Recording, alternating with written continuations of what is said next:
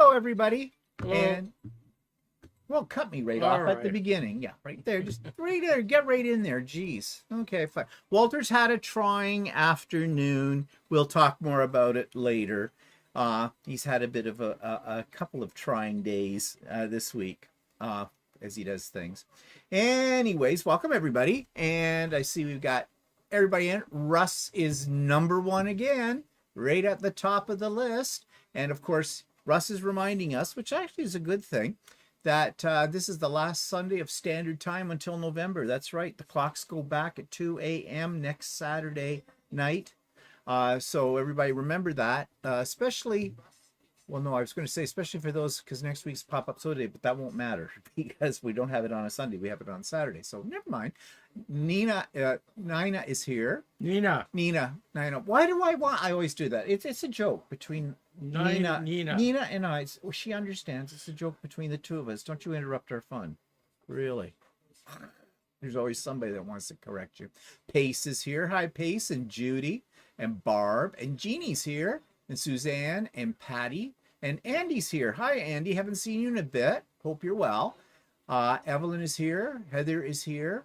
Arta Burns. Have we seen Arta before on here? I'm not sure. I think Arta might be new. Well, welcome, Arta, if you are new. And if you're not new and you've been here many times before, well, my memory doesn't go past 1 hour in time. So sorry about that. But That's for sure.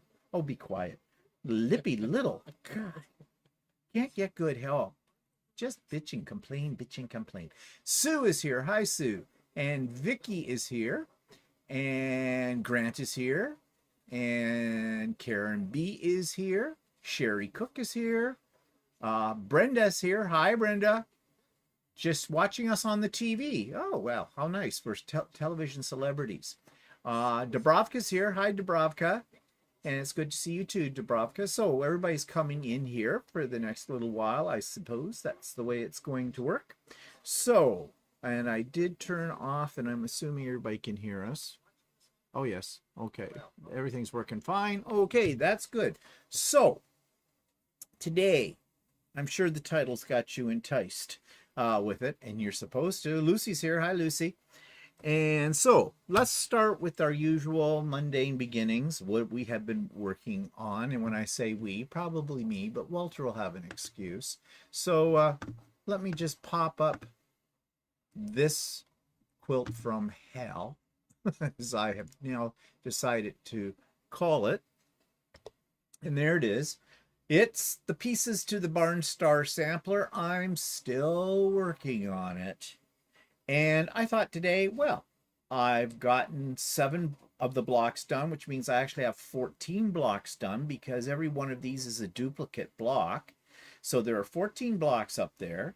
And I figured I must be getting close to the end. Just going to make a fairly good sized quilt. No, I looked ahead in the pattern. There are 20 blocks for this son of a... Yeah. And I can't say I've really been having a lot of fun with this. I mean, you make a mistake and everybody pointed it out? Yes, I was coming to that. I did make a little mistake in one of the blocks. Actually, it's the block on your screen that's over to the left. The one down with the turquoisey block in the middle, right over farthest over to the screen. Yeah, I had the last row of that turned upside down. I have fixed it, but thank you. I had about 3 or 4 people mention it to me. Walter didn't catch it, though. No, because I didn't see it. They didn't show it to me until after somebody complained about it. Let's see. You've been down in this room. It's been up there on the design wall forever. I don't always look at what's on your design. Yeah, apparently not. Blind as a bat. Anyways, I have fixed it, and thank you to those of you that pointed it out because I definitely did not see it, and you know what would have happened. I would have got the whole quilt done, the quilt from hell as I'm calling it, and... I would have seen it. He would have seen it. I would probably had it laid out on the floor going, see my quilt, see my quilt. I'm so proud of this. And he'd look at it and 20 seconds later he'd go, what happened there? And I'd go, you're going to die now. You're going to die a slow and painful death. So anyways, so far so good. But I can only do this in bits and pieces because I don't know why. It's not that I dislike it. I think it's going to be kind of a a nice looking quilt. In fact, I have plans for it because the finished version of this is supposed to be 80 by 100. So I think I may put this one on our bed and take the one that we have on there now, that we've had on the bed now for several years. Yeah, it has been washed. Okay. And put this one on because I think this one is a little bit bigger than that one, and it may drape a little better. Especially now that we don't have a footboard. Yeah, now that we don't have a footboard anymore. Yeah, I miss my footboard, but Well, I can see. well, I don't know if you can because the bed goes back up. Yeah, I don't know. we'll see. I'm used to it now. But anyways, yeah. So I don't know when I'll get this done. Who knows? There's another one I kind of want to start, and it's a Quilt of Valor one as well. It's kind of a sampler too, though. I should stay away from samplers. They just seem to go on forever. But we'll persevere through all of this. So, Walter, what have you been working on? Not much. Well, you've been doing other things, Well, but we're coming to the other things that you've been doing. Let's not jump ahead, okay? Let's just see what's happening. What are people saying here? Brenda says we're on the big screen. Dana's here. Hi, Dana. Greetings from the Middle Prairie province of Saskatchewan. She's jumping ahead and knows what we're going to be talking about here. Dubrovka says, oh, on big screen here too. Oh, geez, we're celebrities on the big screen. Oh, I should have had makeup. My hair is a mess. Which one? A or B? She never cut enough off the top. Oh yeah, well, she's afraid. You know, bald men don't like getting their hair cut. They want. That's what she says. I said, I don't care. Cut it off. I'm gonna cut it off. Yeah, right. Karen's here. Hi, Karen. Watching on Roku. Decided to open computer, say hi, and chat from Washington State. Yeah, actually, when I watch lives like Stephanie's live on Saturdays, and that I have it up on our big screen upstairs. But I and the chat comes up on there, but you can't on the big screen. Well, at least through Apple TV, because that's what we use, one of those Apple TVs. I have to, if I want to write any comments in the chat, I have to have it open on my phone too, which is a bit of a pain in the butt. Ingrid's here. Hi, Ingrid. Thank you, Andy. Oh, why is it the quilt from hell? Andy says, well, it's got a lot of little pieces in each block, and it feels like it takes forever to make each block. And he's having trouble with it. So that's no every quilt you said. You did a couple of quilts that you called Quilt from Hell. Yeah, I know, but this one's the latest quilt from hell. It's not so much that I'm having trouble with it. It's just, it's tedious. I find it very tedious for some reason, and I don't know why, but it is. So, yeah. Jean E is here. Hi, Jean E. In other words, you're not really enjoying it. No, I'm not. I'm not enjoying it, but damn it, I've had this pattern for 2 years or so. I started it 2 years ago, and I'm determined I'm going to get it finished, but I keep looking at other projects and going, I'd rather be working on those. I don't know. Lately, I have been really having a hard time with my mojo for sewing. I'm just not, I haven't been enthused about it for the last month. You know, it's beginning to feel like a chore, and I don't want that feeling. I think it's because I've got a whole bunch of 3D print projects going on at the same time. I've got other things I'm doing too, and yeah, and I'm really wanting to make more bags in my embroidery machine as well. I mean, that's been taking up a lot of our time as well, as you know, if you've seen So Chatty, because we've been doing that. Well, I've been doing that. Walter's still a little. I'm a little behind. He's a little behind because I've been doing other things. Yeah, and things that should only take a short period of time is taking me a long time. Well, Pamela's here. Hi, Pamela, and Branka is here. Well, yeah, it's okay day here. It's cold. Actually, it was minus 18 this morning. It's now minus 7, so it's warming up. And Andy says, Jeannie made me a quilt that has 10,000 little squares. I think they are half squares. Still don't know how she had the patience. Now, that would drive me up the wall. You know, I love, like, the Art East quilts, you know, but my problem with the Art East quilts, there's so many little pieces. And it's the cutting more than anything that bugs me about those. I mean, I love the design. I think they're great. The instructions are really well written. And John's going to be one of my guests on my retreat in April as well, which is very nice of him, seeing how I don't pay anybody to be on there. So, you know, but I do have another one of his that I've had for, I think I bought it when we were down in Halifax. The bunny ones, the bunnies with the bubble gum, what do they call it? Blown up bubbies or bunnies blown up or something like that.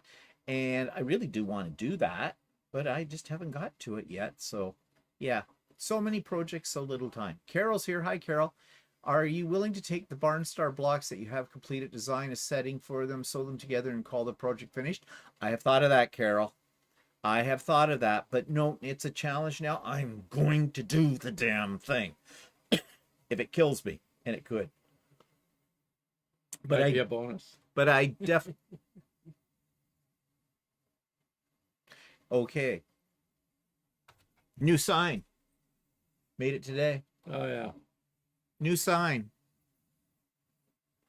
Yeah. All right. But no, Carol, I had thought of doing that, but I'm not going to give into it yet.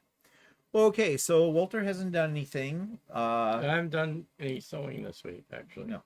So we'll come to what he's been doing. He has been busy boy. Mainly on Temu. We'll talk about that. Okay, so what's coming up? Sewing with Stephanie and Steven on Wednesdays as usual. Okay, everybody knows the drill. Links are in the show notes. Blah, blah, blah, blah. Advance notice. April 26th, Saturday, April 26th is the Idiot Quilter Spring Retreat. In the first week of April, I will be putting up a video. I will put out all the information. Those people that are on my mailing list will get it as well, but the information will be in my show notes with that video. Everything will be there, and you'll find out what the date for registering for it is. For those of you new to my channel and never been to an Idiot Quilter Retreat, it is, you have to register. That saves your spot because I have a limited number of spots with my Zoom license, but it's free. Everything's absolutely free with it. So yeah, but the registration is just to reserve your spot, and there'll be more said about that when we get closer to the date, which it's hard to believe we're in the 1st of March right now. I don't know where January and February went. This is what all old people say, though, isn't it?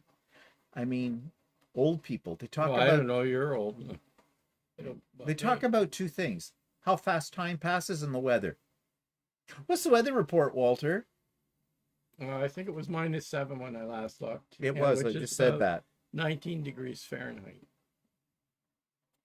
You didn't go for your walk today. No, I didn't. I was doing electric. Well, we'll actually, talking about that. We'll talk about that in a minute. But before we do, I already mentioned the retreat. Pop-up sew day next Saturday, March the 8th. All are welcome. Come and go as you please. I will open up the virtual doors at 8 a.m. But you don't have to be there at 8 a.m., especially like people like Brenda who are away out in Hawaii. Too early for Brenda, I know that. And we run until about 5. For those of you that are on the Walter fan club for Mr. Dreamy, he will not be here. I know you're disappointed. He's going off to his in-person sew day. At least he says he is right now. Unless we get a big snowstorm, I don't know. No, well, whatever. Why, you anticipating one? No. Well, then why borrow trouble before it happens? But anyways, yeah. And for those of you that have ever been to a pop-up sew day, they're just what it says. It's a sew day. And bring what you want to work on. We chat, we talk, we enable. And people show what they're working on. And good time is had by all. No drama. No drama. So you're going to get a little drama today. But there's no drama on the pop-up sew days. Okay, I promise that. I do not promise it for today. Because we all know why that is. Right? Right. Okay. Now we got that cleared up.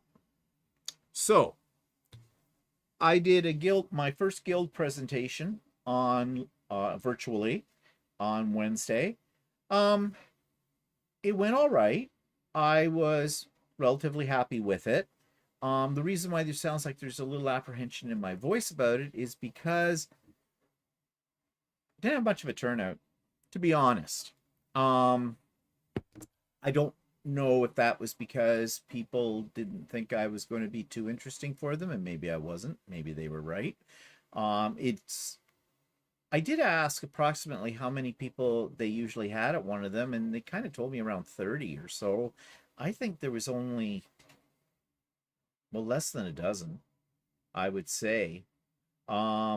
Which was okay. They're a lovely group. Very nice people that were there and everything like that. So nothing against that. And I mean, that was okay because I hadn't done one of these before. So maybe better to have a smaller group to get my feet wet, because I'm doing another one later in March, but that's an in-person one. And I asked them the other day, I said, so how many people are you anticipating? And I thought they'd say pretty much around maybe the same number or something like that. No, they said 70 to 80. There's the other extreme. We'll see if that's true or not. But I thought, oh my God, 70 or 80. They have a lectern for me and a microphone as well. This is in a hall. I'm thinking, oh my God. So I've been madly going through my presentation to upgrade it. Well, not really, but what day was that again? that's a Wednesday. Yeah, so there will not be a sewing with Stephanie and Steven on the 19th. I believe that's the 19th. 19th? Yeah, what's this Wednesday? This Wednesday is tomorrow's the 3rd, 4th, 5th, 12th, 19th. Yeah, it's the 19th. More about that with the group anyways. He's coming Wednesday. No, it wouldn't be the Wednesday after. It's the Wednesday after that. So 2 weeks. Yeah, after. 2 weeks. Yeah, 2 weeks away. Yeah, you've got to come with me because you're my assistant. No, I'm your chauffeur. That too. That's it. And I have been working on, well, I've worked on the presentation. I asked them about what kind of facilities they had, i.e. my presentations on PowerPoint, which was great with the virtual. In person, you know, if there had that many people coming, it must be a fairly large hall. It's a community center. It's actually an arena, but I mean, I imagine it has sections in it, right? I don't think I'm doing it on ice, or anything like that. It's Canada, though, you know, we do everything on ice this time of the year. So yeah, and she said, oh, I asked her, okay, I have my presentations on my laptop. It's a PowerPoint. Do you have like a television, a monitor or something that I can plug into and show? Oh, we've got a great big, huge, big screen that comes down from the ceiling. Okay.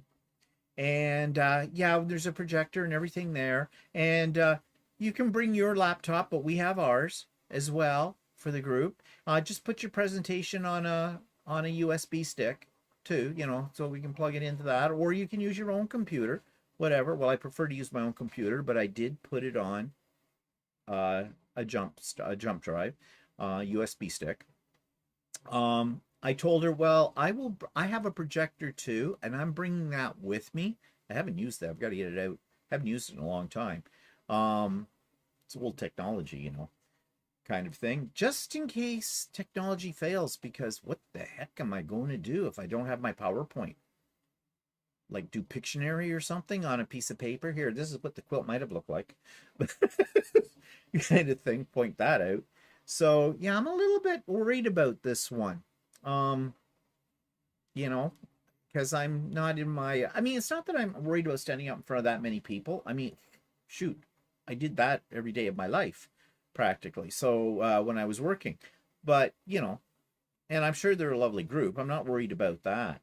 But just to sweeten the deal, okay, I've got gifts for them. It's always good to give them gifts. So I've been working on these because I had these all made, figuring that I had enough. And,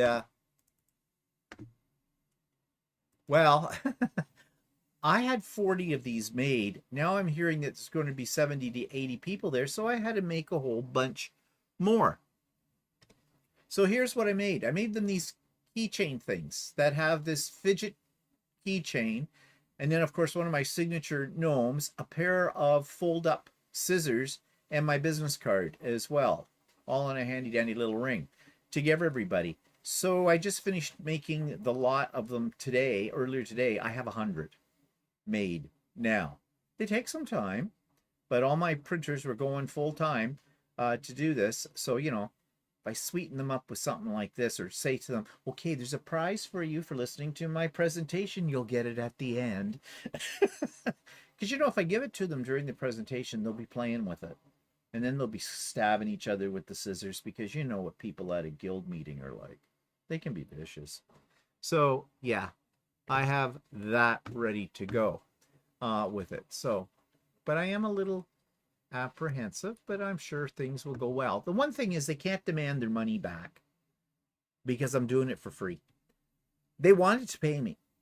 And I said, no, I've never done this before for, you know, a guild. And really, I know guilds don't have a lot of money. I mean, I used to be part of a guild.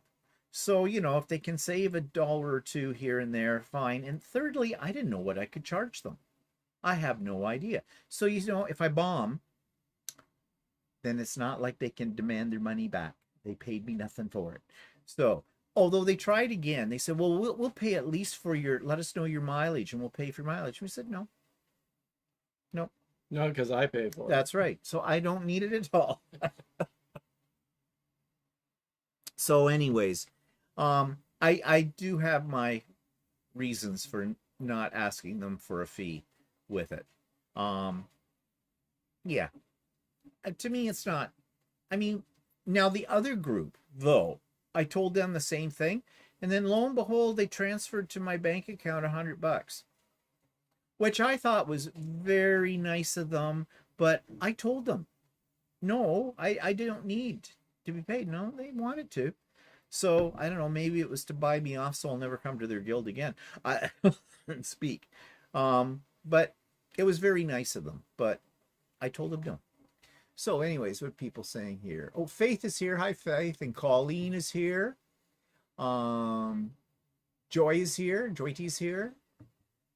And that's cool. You should do well because you are a teacher and a good speaker. Well, I'm not worried about the speaking part. I can get up there in front of a bunch of people and go on for days. Shut up. Don't even think it. Yeah, well, I'll make you pick can and see finger. on here. Nasty piece. Anyways, anybody else? Oh, Candace is here. Hi, Candace. Candace, I have a bone with you and Russ to pick. I'm having a pop-up slow day next Saturday, and the two of you are going off to gallivant to quilt stores and buy things. I'm not hurt. No, I'm not.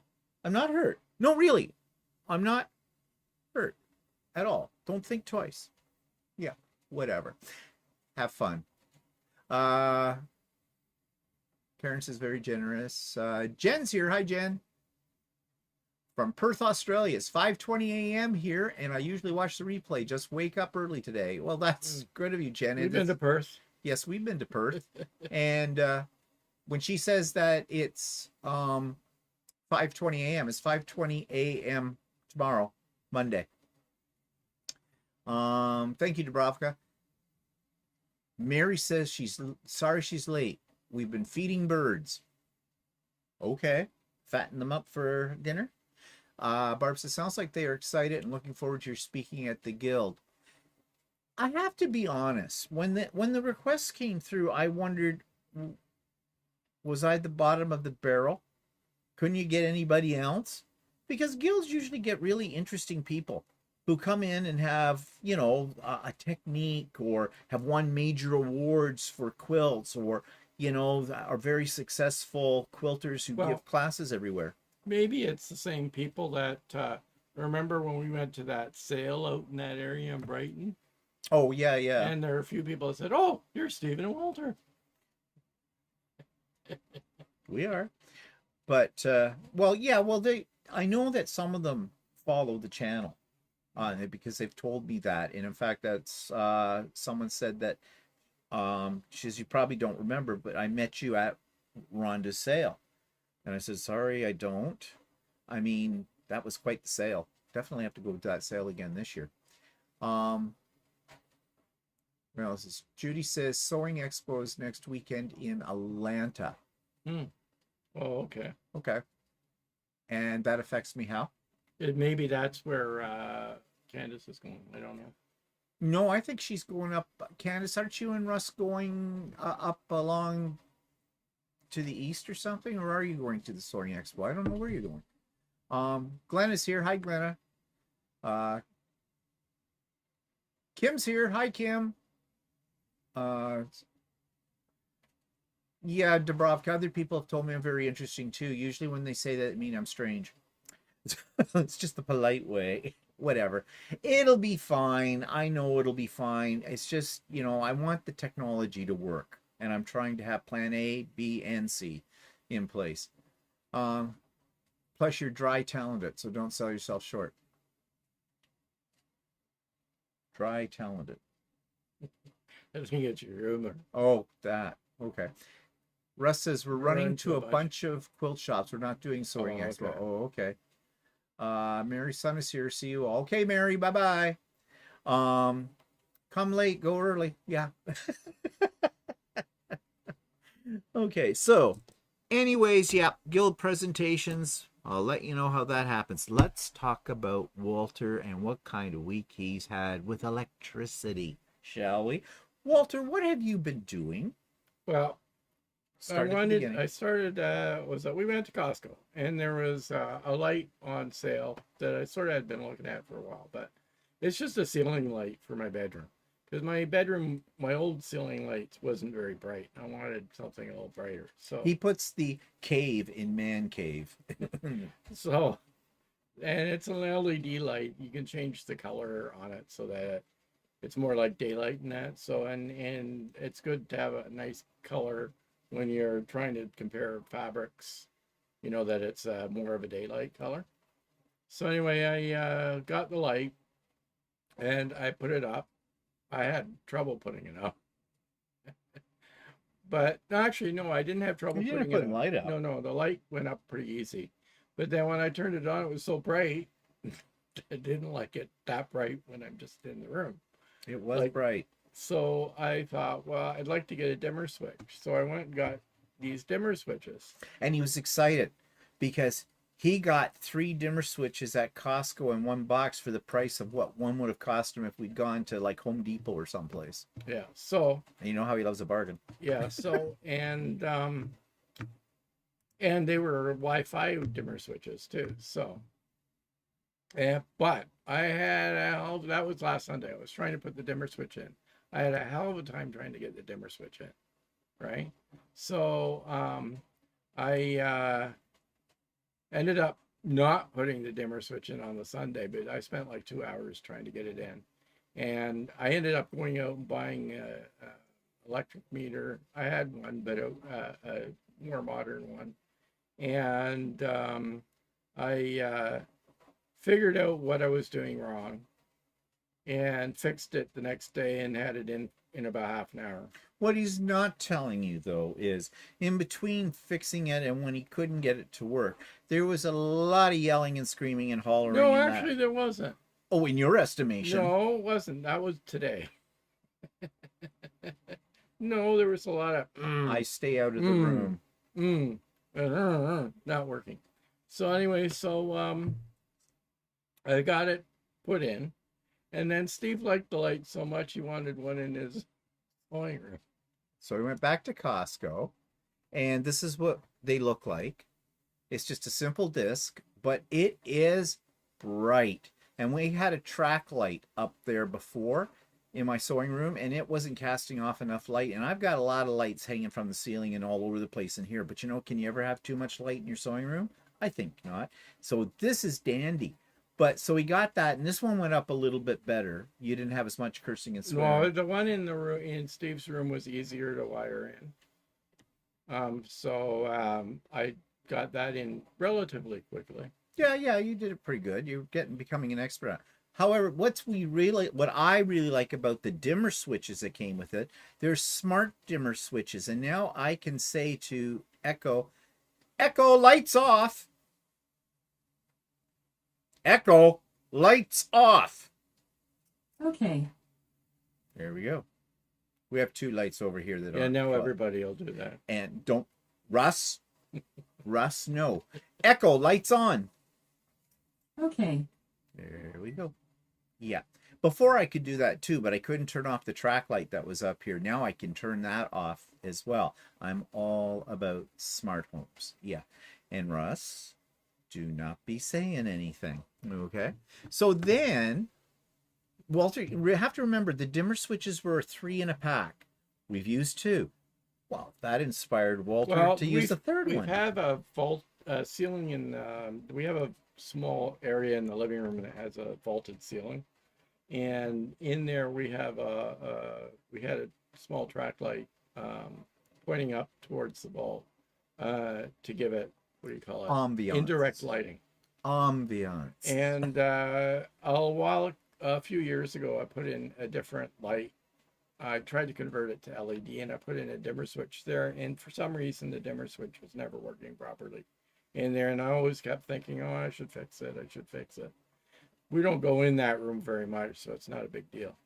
But so today, so I thought, well, we're all on a roll. I said I want to get a new light for the vault, and I wanted not the same one that we got in on the ceiling, but like another kind of track type light, and new ceiling vault, new lamp for the vault, and I'll put a dimmer switch in there.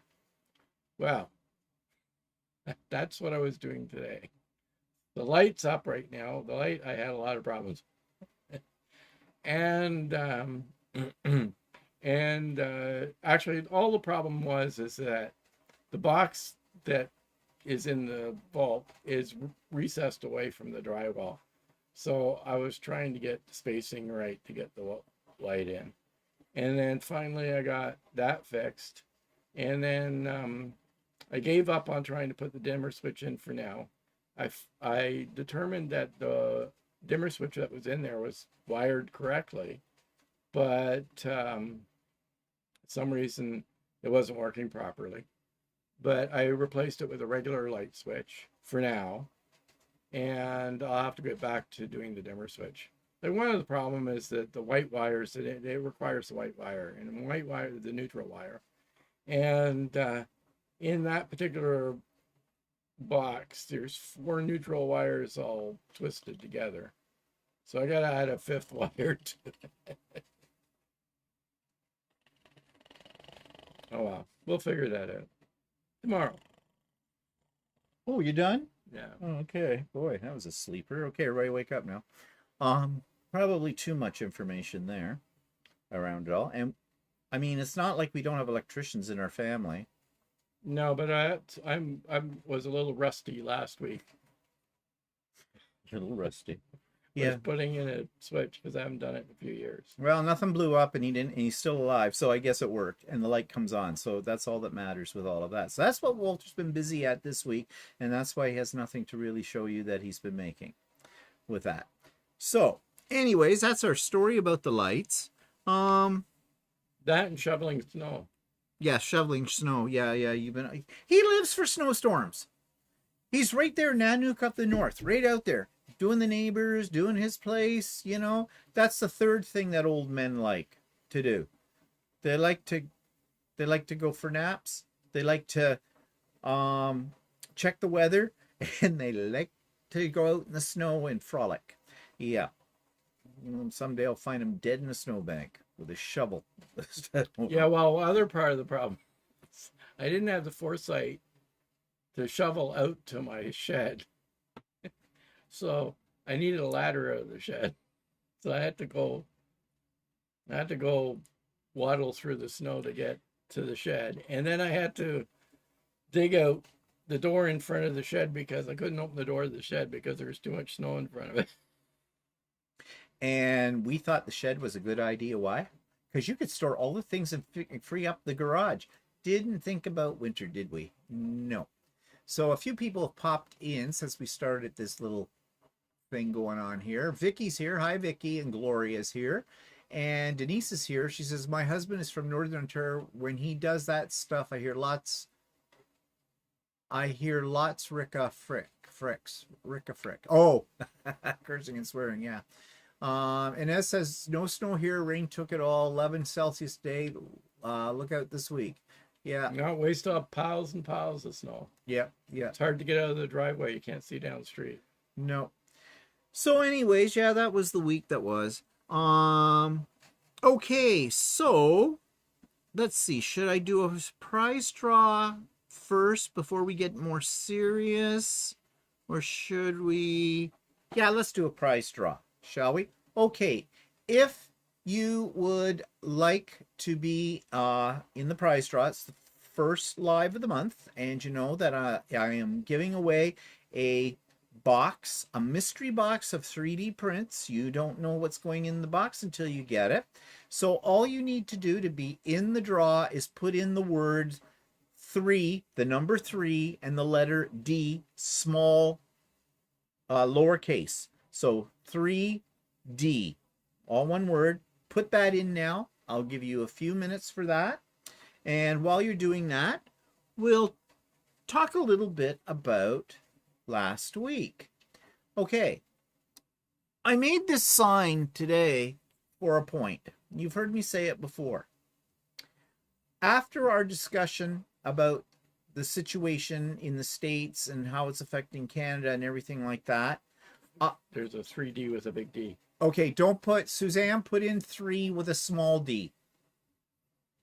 Not a capital D. Gloria, not a capital D, lowercase. Suzanne, you still got a capital 3, D. little d. Little d, little d, little. Here, I'll draw you a diagram. 3D.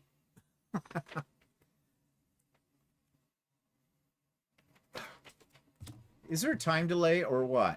Priscilla, little d, 3D,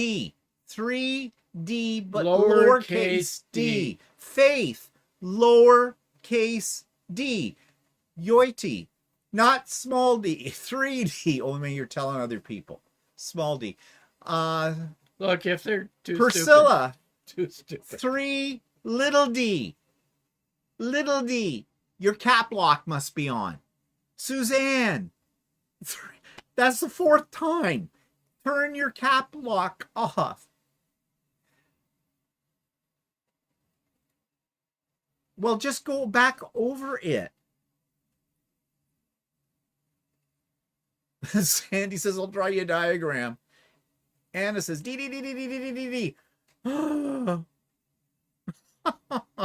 give you another minute to sort yourselves out. Oh, maybe this works in with what we're going to be talking about today. Oh.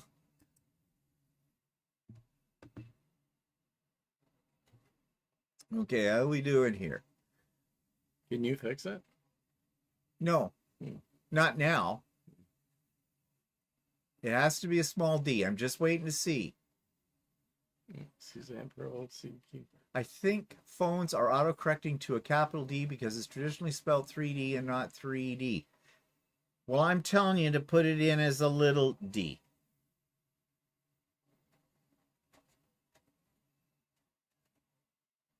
And Suzanne's still getting 3. Okay, let's see what we can do here, people. Let's see if I can help you out. Okay, next. I wonder if I can put in, no, I don't. I can do yeah, that. but then it'll limit all. No, it'll limit everybody else. Yeah, I can't do that. I can't change it. Maybe you should change the Next keyword. week I'll put in a different word. Actually, okay. Suzanne Pearl did it, but it's not. No, that is can't take a space. Okay, I'm going to change it, people. Why? You know, really? Okay. I'm going to make it easier for you. I'm going to put in...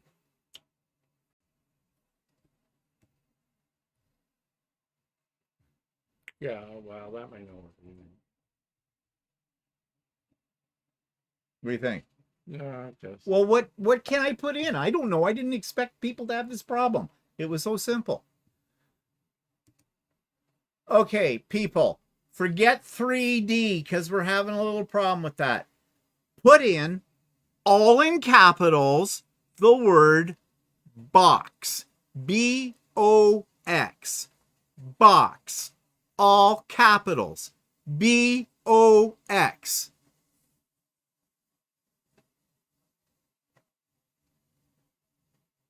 I'm waiting.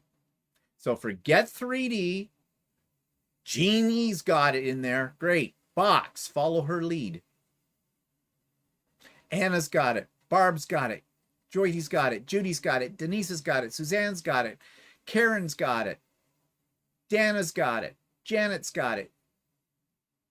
Nina's got it. Inez has got it. Melissa's got it. Lucy's got it. Marla's got it. Karen B's got it. Brenda's got it. Sherry Cook's got it. Janet Lloyd's got it. Gloria's got it. Sweet Granny's got it. Mary's got it. Priscilla's got it. Evelyn's got it. Grant's got it. Oh, screw off, Russ.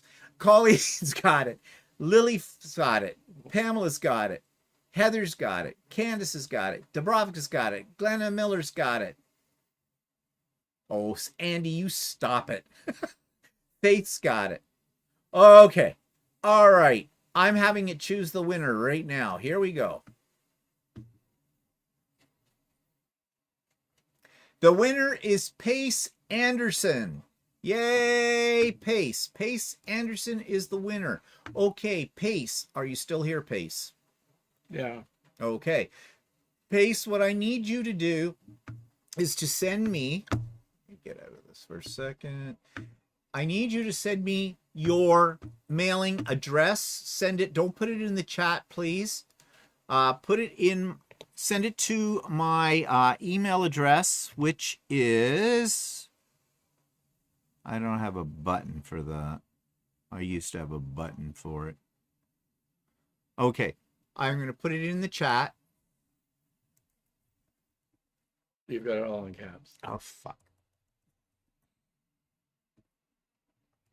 You know, you try to do something simple and it comes out very complicated.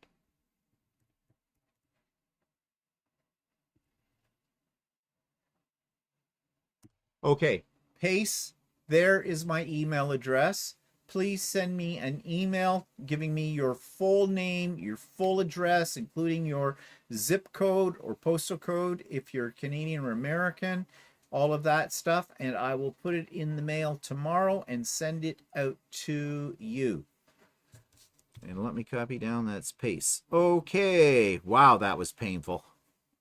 I thought it was going to be simple, but apparently not. Okay, so we've got that out of the way. So now let's turn our attention to something that's a little bit more serious. All right, so we had a big discussion last week about the situation, right? I did get nasty emails, and I knew I was going to get some nasty emails, and those people no longer exist. They were Trumpers. What did I say? I said, if you were a Trumper, you don't need to be on here if you're going to be nasty. Like I said. My sandbox, my rules, okay? And I have eliminated those people. But, ironically, my subscriber base has gone up.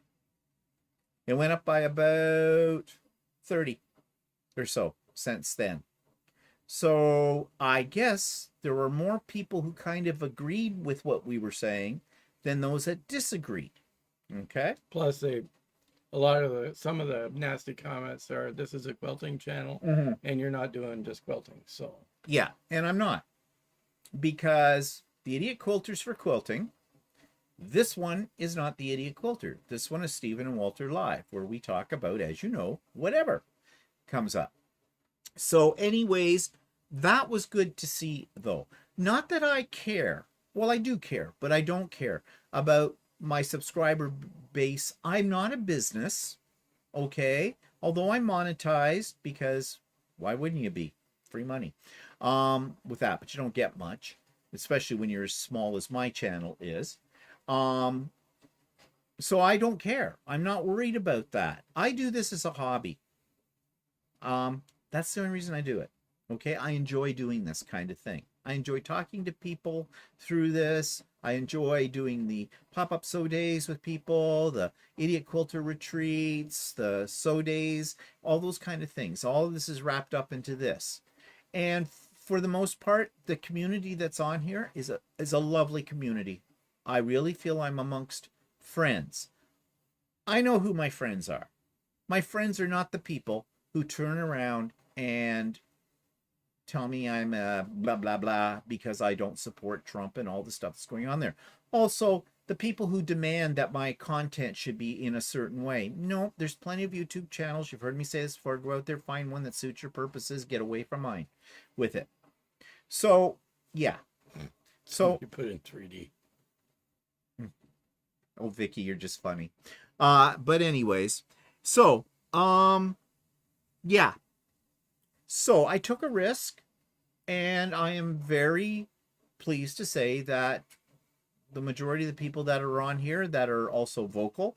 I mean, there may be some people who don't agree with what I said. You can disagree with what I said or parts of it. That's not the problem. But to demand things and you know, yell at me through comments and stuff like that, no. No. That is so much a Trump, which leads me into, oh my God. You're going to get on our lives now probably a political minute. Okay? Again, I'm sorry if you've heard enough. We haven't heard enough. We need to all be listening to everything that's going on, paying close attention to it, because these are trying times, to say the least. All right, Zelensky, president of Ukraine. I'm sure all of you have seen the videos. It was a jaw dropper. Who would have thought in 1,000 years that the president of the United States would be a great big huge bully to someone who is leading a war-torn country against an enemy, a traditional enemy of the United States? And you know, I think Zelensky should get the Nobel Peace Prize for one, patience. He looked like he wanted to jump across that chair and put his hands around Trump's throat and just strangle the life out of him. But he refrained himself. And then J.D. Vance got into it as well. And, oh, there is a moron. Okay. Dumb and Dumber in the same room with Zelensky. Right there. Well, he didn't sign what Trump wanted to sign. And I say, good for him. He should get the Nobel Peace Prize for standing up to the bully. I thought it was absolutely wonderful. But how shameful. If I was an American, I'd be very embarrassed right now. Whether you voted for Trump or not doesn't really matter. He was an embarrassment to your country. He really was. So that's the political minute for today. And I'm sure lots of you have opinions about all of this. And Ed says he was attacked by those two. Yes, he was. And Sherry says she's so embarrassed. And I think a lot of us in the world are embarrassed. Not just Americans. I mean, I'm embarrassed to think that there is someone in a highest power of a country. I'm not going to say he's the highest power in the world. He is not. But it's just disgraceful that a human being should act like that in the position they're in. I mean, it's an embarrassment if it was just two ordinary people on the street doing that, let alone this. It was interesting to watch. Barb says, yeah, I know. You couldn't take your eyes off it, could you? I mean, it was sort of like an accident. I was upset when that happened, and I wanted to turn it off. Yeah, I know. It was disgusting. Yeah, we have joined together, Andy. And we're not done yet. Come Tuesday, who knows what things are going to be like. Oh, is Russ having a live tonight? Hey, Russ, are you having a live tonight? Denise says Norway refused to give the USA submarine today. It was disgraceful to give the USA submarines today. Oh, okay, that's good. Good. I'm surprised Norway was going to give the U.S. submarines. They're not Denmark. I guess not. But why would the Norway? Well, I don't know. Maybe they a lot of the Scandinavian countries build ships and things like that. So I don't know. So what are these? I don't know where countries will source products like that. Yeah, I don't know. I've never bought a submarine, so I'm not really sure. Well, fuel for the submarines. Oh, fuel for the submarines. Oh, okay. I get it now. That makes sense. Well, good for them. Very good for them. Yeah, I know. I've watched it several times too because you just can't believe it's true. Russ says Russ isn't having a live tonight. Maybe someone else. We know all white people look alike. Oh, true. So, anyways, this got me thinking a little bit. Now, first of all, I want to preface what we're about to talk about here a little bit. I don't want Americans to take offense to this, even though it sounds like I'm calling you stupid. I would rather use the term ignorant, and ignorance, as you know, means a lack of knowledge, which is not necessarily any fault of the average American. It may have a lot to do with the education system. But ever since last week in that, I've been watching a lot of videos about Americans and how they're reacting to how we as Canadians are reacting. And a lot of Americans, like I showed that video clip last week, don't really realize what's going on here. And part of the problem is you don't hear about it. You don't know. And well, I thought, no, this is kind of funny, okay, but it sort of prefaces what we're going to talk about next. So I have this little video clip here that I want to put up for you just for a second. So let's go here.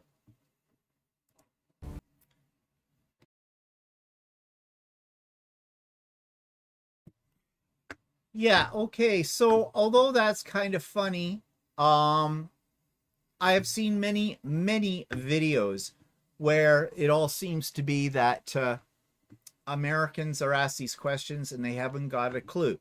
Now, let's just be let's be real about this for a second. All right. First of all, Americans probably don't. How much do we know about America? I looked for videos to see the counterpart asking Canadians about America. Guess what? The only videos I could find were ones where Canadians were reacting to Americans, not being questioned about it. I found one video, which was 7 years old, where this couple were driving down to the States somewhere on a holiday, and they thought that the girl, the female in it, she had this quiz about the States, and she was asking her boyfriend or husband, I'm not sure which he was, these questions. He could get them all. Now, if you were to ask us what the capital of certain states are, we wouldn't understand that. Well, yeah, there's only a few states that we know the capitals of. Like, I know New York, it's Albany, but I don't know the other ones. But we can probably name all 50 states. Yeah, in fact, we were doing it this afternoon off the top of our head. Yeah. I mean, we couldn't tell you where what the capitals were on many of them, but we could do that. And that little clip I showed you was for a bigger video, and one of them was, what do they call the head of their country, of Canada? Well, they looked at it blank. President. Nobody came up with prime minister. And I've heard that one before as well, too. So this got me thinking. Well, plus I saw something on a reporter asked a question of the British Prime Minister about, the Trump situation. And he thought, the way he worded his question, he made it sound like Britain still owned Canada. And this is a reporter. Yeah. And it's kind of sad. But like I said, the way they put those videos up, they're making fun of Americans and they're calling Americans basically dumb. I don't think it's because Americans are dumb, okay? I think what it is a lack of knowledge, ignorance through their education system. Now, the reason we know what we know about America is because we study it in school. In high school, if you take history classes, you learn about the American Revolution. You learn about the Civil War. You learn all other kinds of things about the United States. Not everything, but that's part of the curriculum. When I went to university, I took a lot of history courses, and I took quite a few history courses in America, American history. And the thing was, I enjoyed American history more so than Canadian history because Canadian history is really boring. It really is. I dropped history because I hated Canadian. I mean, you guys have guns going off and killing people. we're basically having a Upper and Lower Canada rebellion. I know most of you don't understand what a Lower or Upper Canada is with that, and we won't get into Well, it today. But the other reason a lot of Canadians know a lot about America is that our news does we do have news on America, and we have news on American weather as well. yes, And we also have a lot of Canadians. It's probably hard to find a Canadian that has not traveled to the U.S. at some point in time. yeah. So, yeah, we know. I think it's safe to say that Canadians in general know more about the States than the Americans know about our country. So we're going to start a little education section for the next few weeks. This week, we're going to focus on some basic geography. Where is Canada? Yes, it is north of most Americans except for Alaska and possibly, no, north of Hawaii too. But yeah, we're north. We're north of the 49th parallel. What is the 49th parallel? The 49th parallel is basically the imaginary line that separates our two countries. It's the border. Okay? So there. Is Canada big? Yes. As a landmass, we are huge. Huge, huge, huge. We go from sea to sea to sea. Ooh, third sea. You might wonder about that. We go from the Pacific Ocean to the Atlantic Ocean to the Arctic Sea. Yeah, we're surrounded by that. We are the second largest land mass in the world. The only one that's bigger than us is Russia. But our population is small. We have lots of room if you want to move up here. You got to go to the north, though. And you may change your mind after this when we talk about that. We're only 40 million people. You are 10 times bigger than we are. Okay?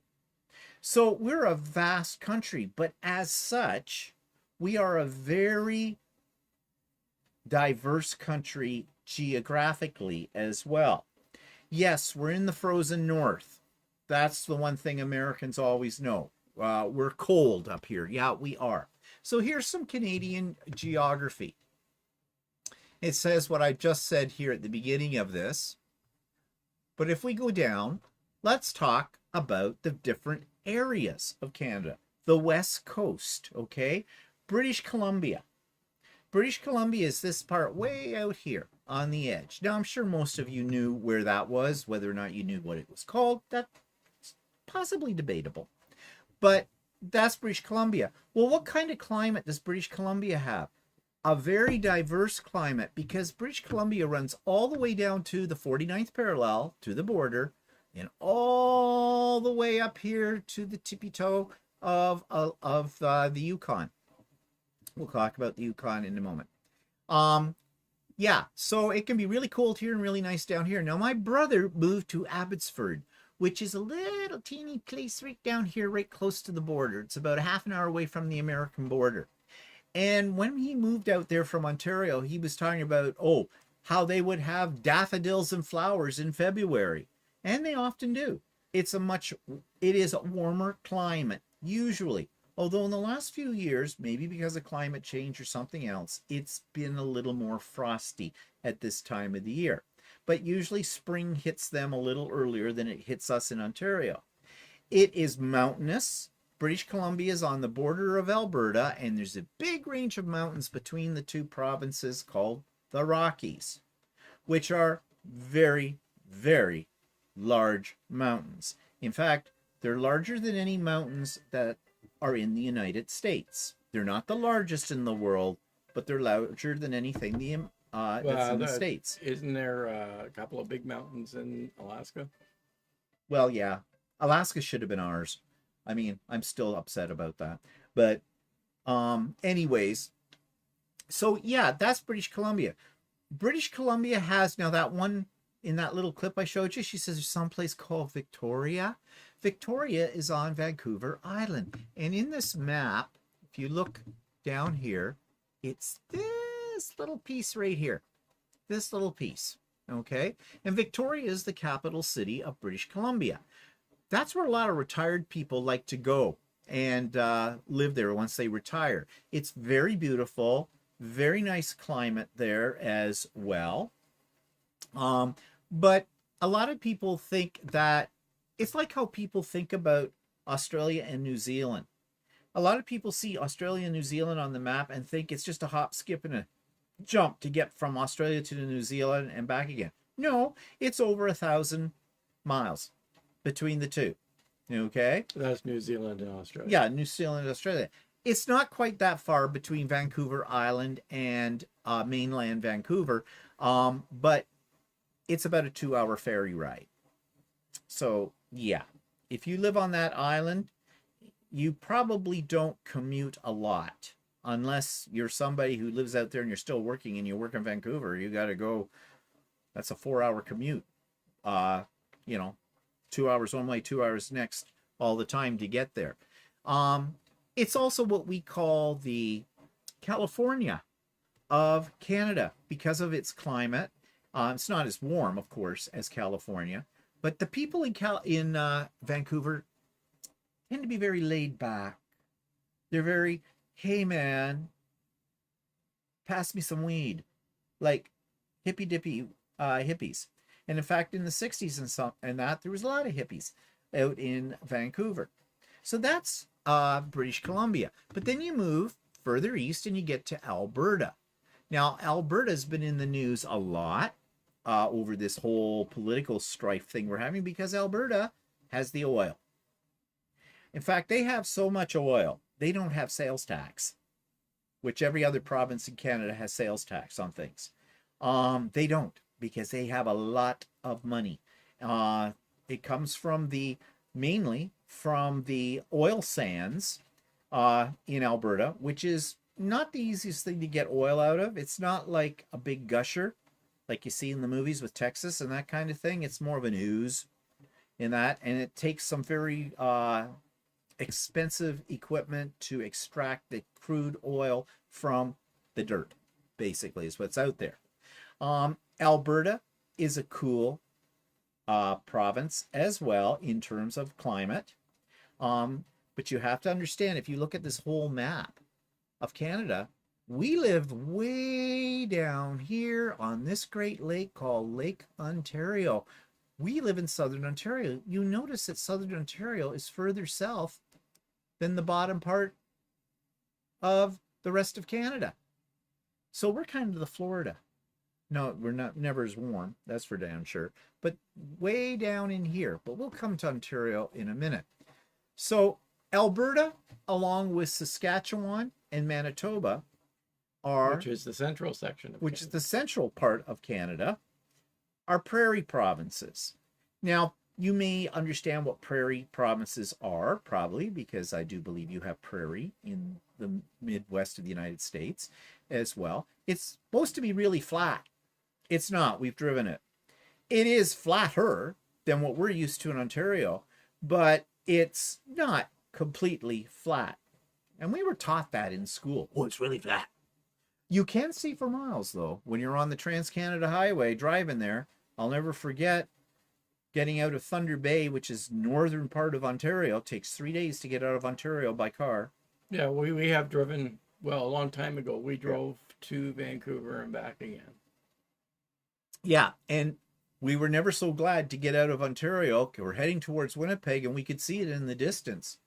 Yeah, hours later, we could still see it in the distance. And that was flat prairie. It takes about 3 days to drive out of Ontario. Yeah. If you're going I just said through, that. yeah, through the... If you're going up through Thunder Bay, yeah, which is northern Ontario. Now, we have a lot of wheat that comes from these provinces as well. And that's one of our major exports to the world is Canadian wheat as well. So it's farm.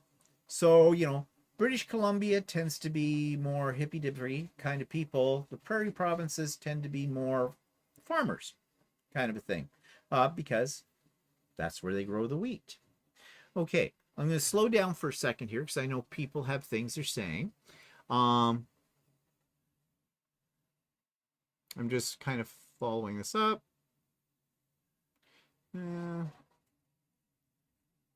Yeah, Kim says we have room but no housing. Exactly, Kim. That's an issue for another live. Inez says 10th province was owned by England until 1949, which is Newfoundland. We're coming to you, Inez. I know you're just biting hard on the chomp for that one. Artist says everyone under the age of 65 should be listening to this history lesson. Yes, bring back history lessons in American schools and stop banning books. Yeah, I think everybody over 65 too in the States should be listening to this as well.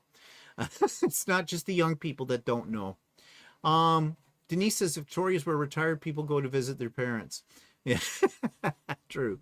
Canada looks beautiful, Anna says. I know an old lady in London, Ontario. She tells us regularly about the snow and the weather there. I would love to see your country one day. Yes, and it is a beautiful country. Absolutely gorgeous and rugged.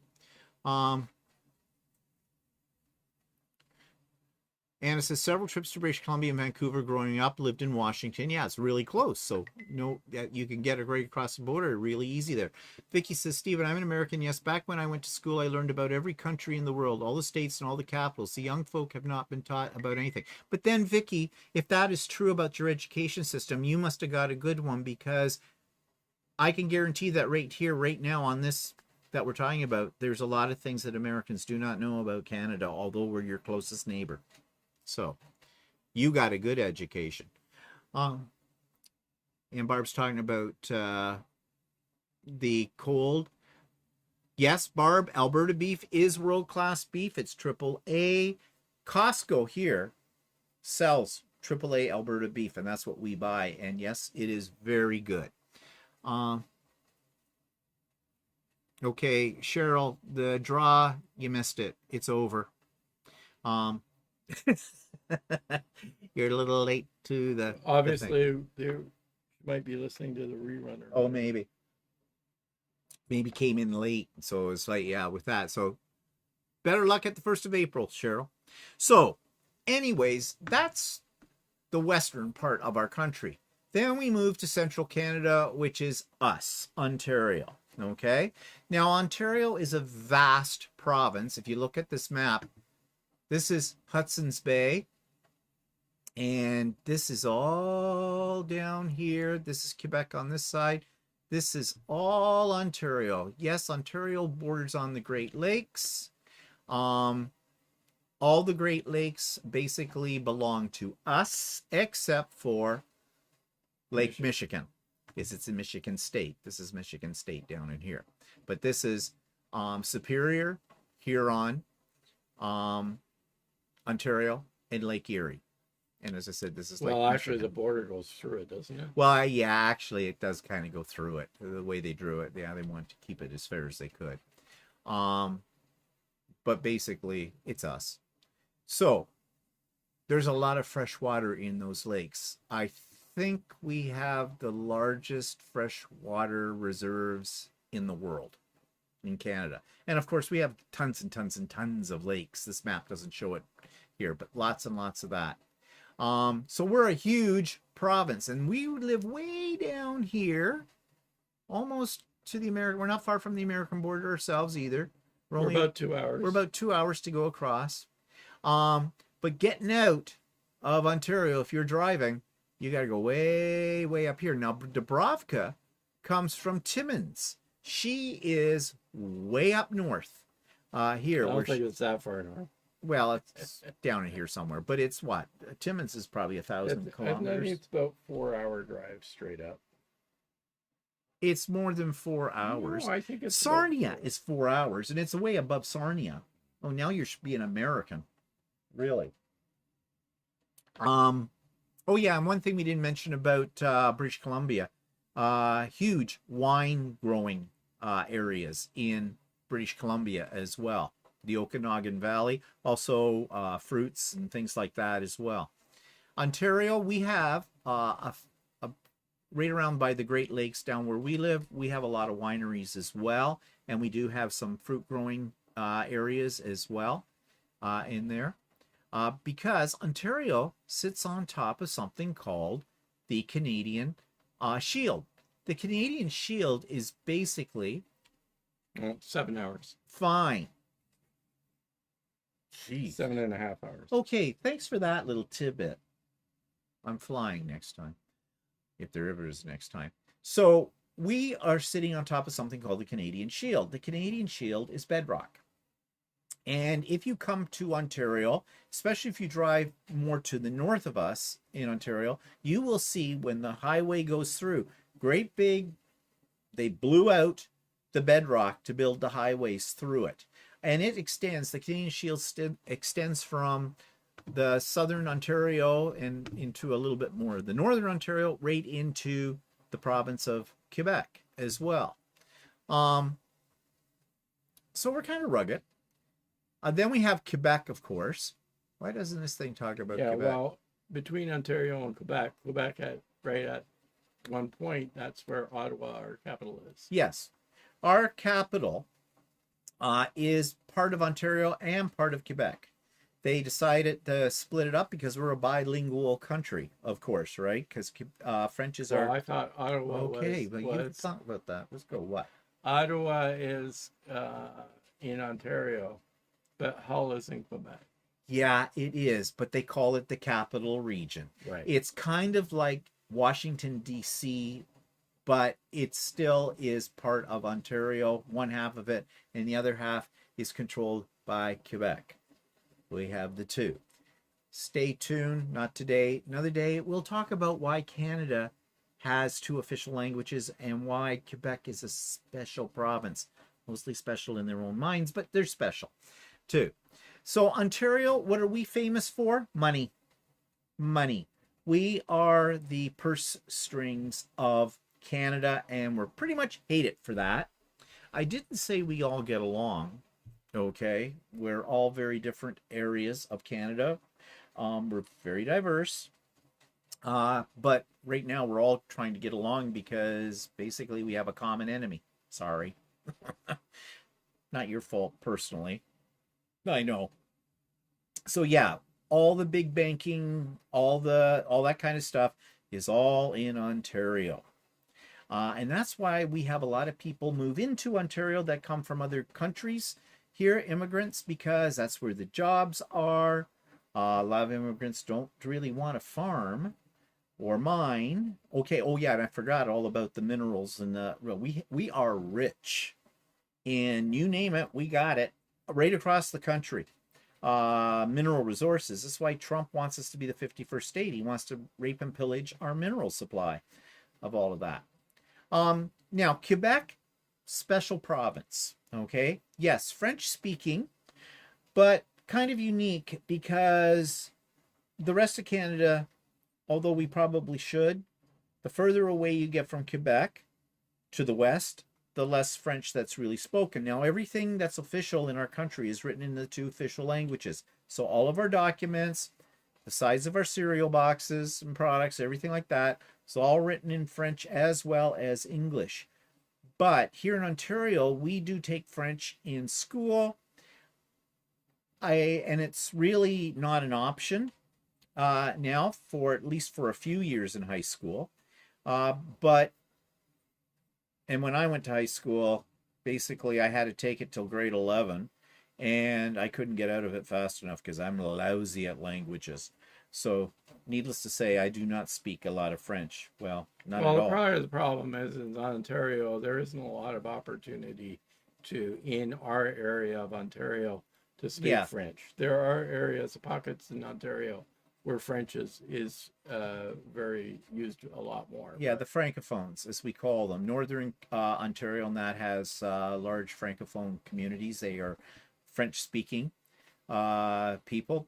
But the French will switch over to English like that. And I really admire that about the Quebecois, in that they're able to do that. But it's also possibly a survival thing when it comes to business dealings, especially international, and that, you know, English does tend to be the language of money. And that's mainly because of the United States influence, or great influence upon the trade of the world, kind of a deal. So, you know, if you want to deal with the United States when it comes to commerce, you really need to speak English and understand English, right? So Quebec, French speaking, depending on their mood, they may or may not switch over to English. Depends if because they keep threatening to separate, and then they come back, and then they threaten again. Every so many years, the ugly head of separatism raises its head, and they threaten to have a referendum, and sometimes they do, and it doesn't happen, or whatnot. They'd be the losers anyways. But anyways, they are a unique province if you want to visit Quebec. If you want a touch of what is like Europe, but is not Europe, go to Quebec. It is definitely a unique place. I like going to Quebec City, and I like going to Montreal. We haven't been in a few years, but because it is so very different from the rest of Canada, but they're still Canadians. Then don't touch our Quebecois, okay? If we're going to fight with them, that's for us to do, not for anybody else, okay? So you move out a little further to the East Coast. Now, the East Coast, you will find more French spoken there, because, you know, there's this barrier between Ontario and the East Coast. East Coast, of course, is famous for lots of things. They, of course, have lots of minerals as well, but they're also lots of fishing as well. Mining, as I already said. Lots of things there. Very beautiful part of Canada. The people in the East Coast are a little bit laid back in comparison to Ontario. There's nothing laid back about Ontario. It's go, go, go all the time. And very, very hospitable people, very friendly people. If you want a nice, relaxing vacation and you're not interested in having any kind of nightlife after 6 at night, go anywhere in the East Coast because you'll love it. Scenery's beautiful. You like to hike, all that kind of stuff. It's great. New Brunswick is closest point to Maine there. So if you want to hop, skip, and jump across from Maine, you can do that. Nova Scotia has its heritage, a Scottish influence there from the early days of settlement. Cape Breton Island, which is part of Nova Scotia, is absolutely beautiful.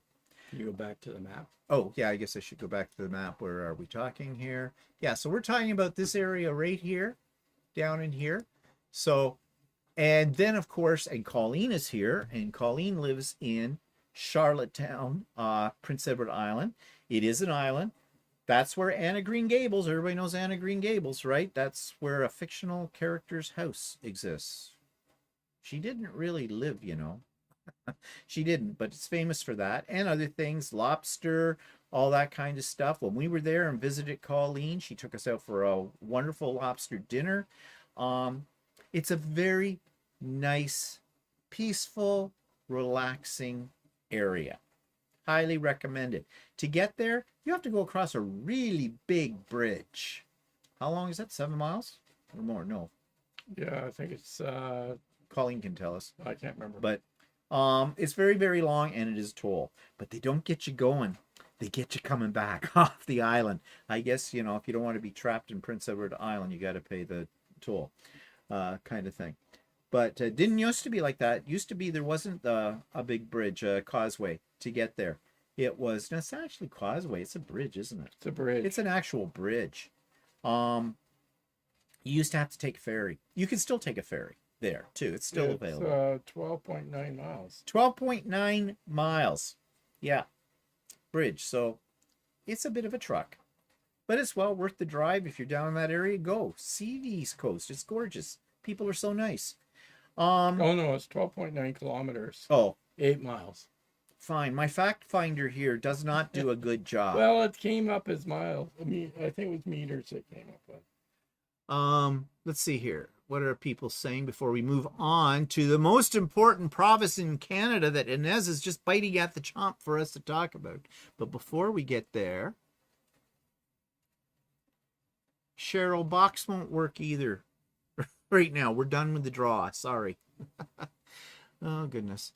It doesn't just look beautiful, Joydy. It is beautiful. Oh, Dubrovka says it's 8 hours to Timmins. And she would know, she lives there. Oh, Mary says, I always wanted to take the train trip across Canada. We looked into that. Kill me now.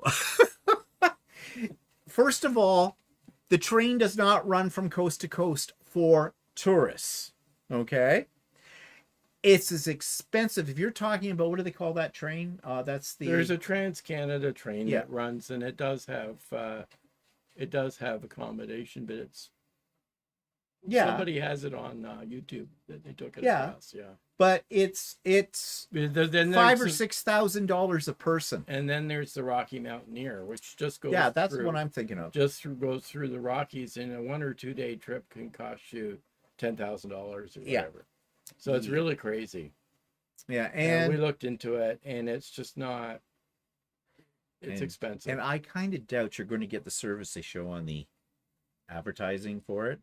Okay, I don't know, but I can think of where I could spend the money before I would do that. It's got a romantic flavor to it. 'Cause my mother always used to say, "Oh, I would have loved to do that." the Yeah, train you have across." to. You have to. I think you have to take a train from. There's several different trains that you'd have to take. If you took a train right across the country, you'd have to take different routes to get there. Yeah. Russ says Shania Twain was raised in Timmins. Yep. Yeah. Yep, she was. Kathleen says it's 7 to 8 hours drive to Timmins, my birthplace. Okay. And Anne says, is Ontario one of the most populated states? Okay, let's do a little correction here. My God, your American is showing up. We don't have states in Canada. Sorry. We have provinces. They are not states. They're provinces. Okay. First of all, if you ever come to Canada and you walk in someplace in a restaurant and call where you are a state, they're immediately going to know you're American. Okay. Because that's one of the major giveaways for that. Yes, Ontario is one of the most populated, I think it's the most populated. Yeah, I don't know. It's either Ontario or Quebec. Or Quebec. Yeah, it's got 16 million people in Ontario. I thought it was 18 million, but Well, what did you get that statistic? it says July 1st, 2024, it was 16 million. We're a big province, and we have the most.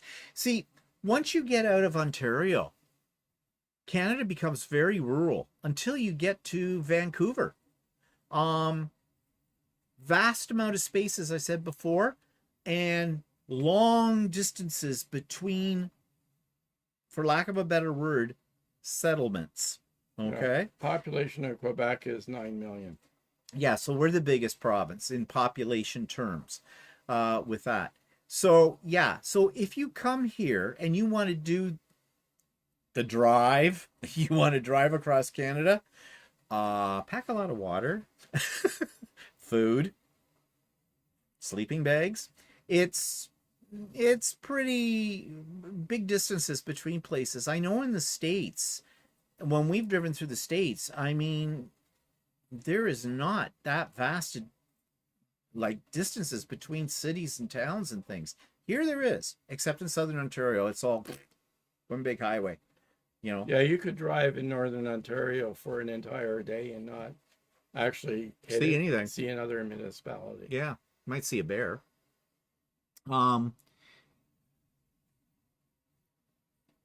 Judy, the draw's over, so you don't need to put it in box. Denise says, my husband came from Kirkland Lake, Ontario. The provincial bird of Ontario is the mosquito. Oh, bugs. Yeah. Okay. If we laughed at this, our very first trip together was to drive across Canada and back. We both wanted to do that, so we did. At the tail end of, or the middle from Toronto to Vancouver and back. Yeah. That's Yeah. not We across didn't Canada. go west. Yeah. So we get to Winnipeg, and we turned on the television in the morning in our hotel room. Winnipeg is in Manitoba. Yeah, Winnipeg's in Manitoba. Thank you, my fact finder. Like this. Don't do all the work for them. Let them look it up. So we're watching the news or the weather report for the morning. They say, it's going to be hot and it's going to be this, chances of shower. And then they had the mosquito index. And we laughed. We went, mosquito index. Oh, yeah, really? Oh, yeah, really? During the day. Holy crap. We were, and I'm not just saying a couple of mosquitoes bugging you. It was like a swarm. And Walter is a mosquito magnet. He's always good to have with you someplace if there's mosquitoes because they'll go for him first. So, you just throw them into the thing. It was a cloud of mosquitoes descending on us. It's a wonder we got out of there without being shriveled up. with it. And I'm not kidding. We went right back to the hotel room and I put on long pants. I had shorts on. It was summer. It was warm and the whole bit, just to protect myself from these things. So, yeah. And Northern Ontario is bad for that. And certain times of the year, you get the black flies. They'll eat you alive. Yeah. You got to be rugged to handle it. I mean, if you're somebody that's into nature and you love to hike, you might want to check the bug season and, avoid it, because they will eat you. There's no two ways about it. Vicky says, Stephen, I did get a good education, but I'm 80 years old. Yeah? So what's your point? Actually, your point's probably that back when you were going to school, you did get a better education than what it is today. So I can see that. Yeah. Oh, Anna says, love Louise Penny's books based in Quebec. Yes, I've read them all. And I'm waiting for her newest one, which comes out in the fall. I've already got it on pre-order. Let's see. And Colleen says, it's 13 kilometers long, the bridge, and the cost is over $50 Canadian. Yeah, so for Americans, it's 50 cents.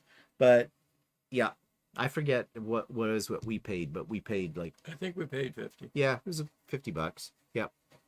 Well, people, I'm trying to catch up. Diana Corday, she did the Rocky Mountaineer trip. Did you like it, Diana? Oh, Anne says, sorry, I'm not American, I'm Norwegian. Oh, okay. Yeah.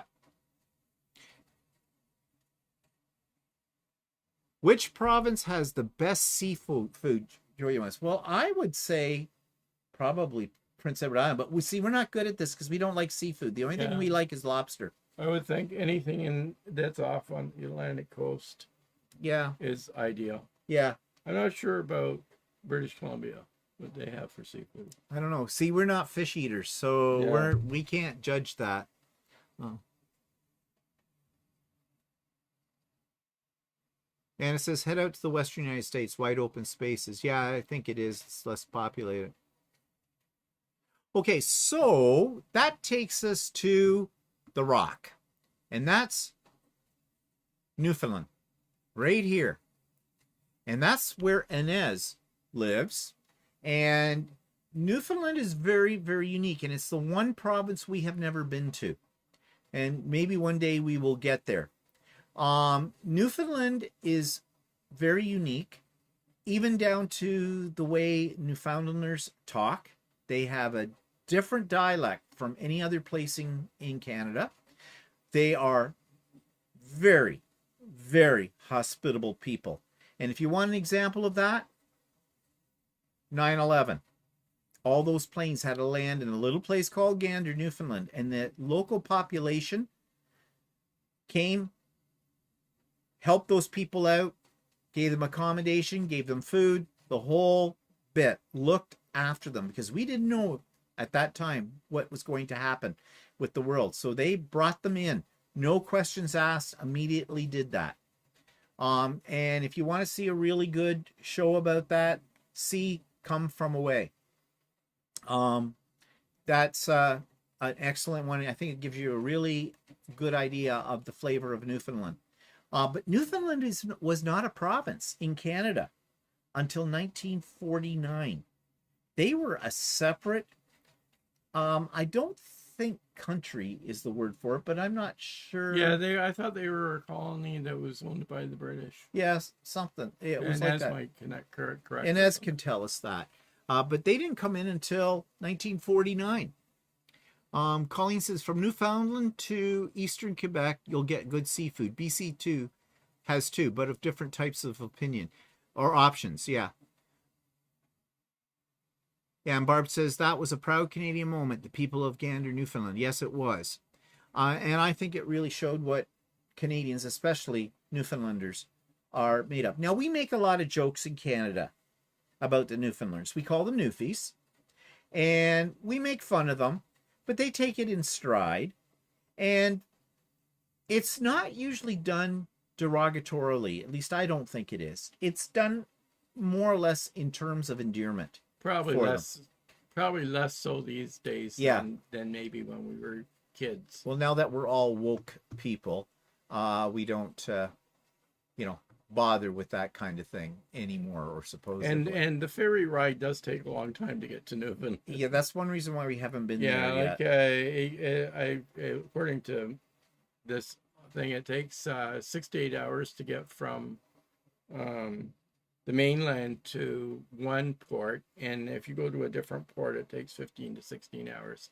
And the ocean between the mainland and Newfoundland, can be quite rough. Can be very, very rough in that. So we haven't been there yet. We talked about doing it the last time when we were down and went to Halifax for the Canadian Quilt Show at that time. But when we saw how long it was going to take, and it's not cheap either.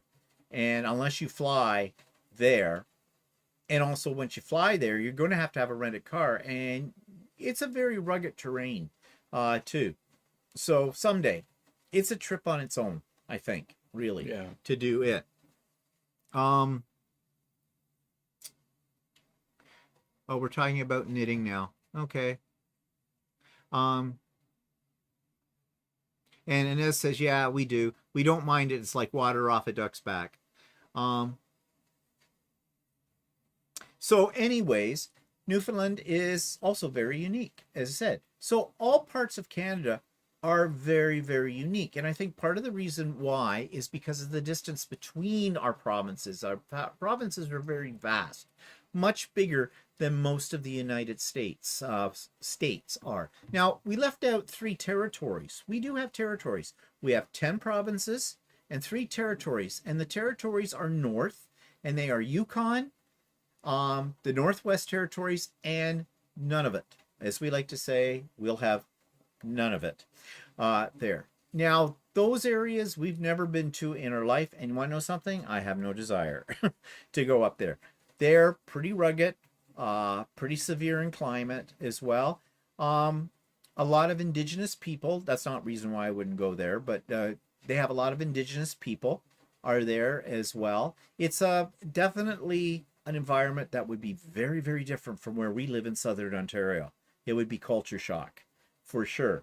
But if you're an outdoors person and you want to get close to the Arctic, then pick one of those, because they all border on the Arctic as well. And they're massive, massive territories. Colleen says, yay, the Yukon, where she was born. So she knows of that of which we speak, and probably better so. So that's Canadian geography. So class, I hope you learned something today about us. I hope the next time you turn on the weather on an American television station, you realize we're not just a big pink or red blob somewhere north of you. Because believe me, that's exactly what they show in most cases. Life does carry on north of the 49th parallel. Believe it or not. And I thought it might be a good idea for people to understand that. Now, I have a question for you very quickly, because we're over our time today.